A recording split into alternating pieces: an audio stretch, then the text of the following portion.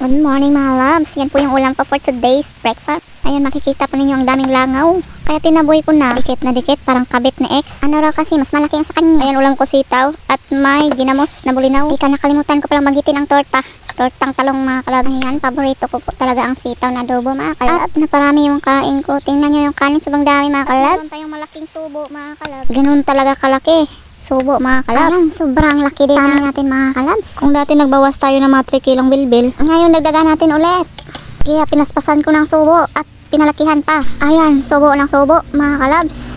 Ewan ko ba kung dati ayaw ko naman ng talong mga malaki na ako mga kalabs. Ay paborito ko na yung talong. Masarap naman kasi mga kalabs, talong at adobo. At lalong masarap kapag may itlog at gawing torta mga kalabs. Masarap din yung talong kapag inihaw mga kalabs. Alala ko tuloy yung lolo ko dati mga kalabs. Yung inihaw niya na talong mga kalabs, nilagyan ng gata mga kalabs. At yung gata mga kalabs, hindi na niya niluluto mga kalabs. At syempre mainit naman yung talong mga kalabs. Ginawa niya itong salad, napakasarap mga kalabs. Gusto ko tuloy makain yung ganong klaseng talong mga kalabs. Na may gata na creamy mga kalabs. Lalo na paglagyan natin ng sangig mga kalabs. Napakabango mga kalabs. At mapasarap talaga yung kain mo mga kalabs.